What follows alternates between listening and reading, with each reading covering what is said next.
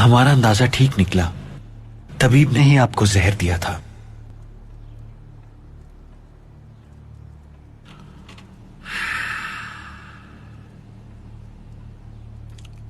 वो तबीब रियासत के हामी यहूदियों में से था, यतीम था।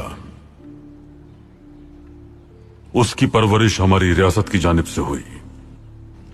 जब वो हमारे दरवाजे पर आया तो हमने इनकार नहीं किया। उसे तिब्बी तरबियत के लिए यूरोप भेज दिया हमने।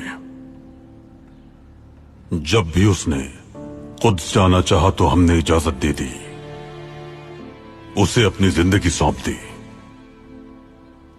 हमारे दादा ने फराख दिली से उसके लिए महल के दरवाजे खोल दिए। किसी चीज की कमी नहीं होने दी उसे, क्योंकि वो भी अहले किताब है। दुनिया भर में बहुत मजालिम हुए इन पर, हर जगह से इनको निकाला गया, लेकिन हमने उसे इस्लाम की रहमत का मुजाहिरा दिखाया। लेकिन उसने एक खलीफा की जान लेने की कोशिश की।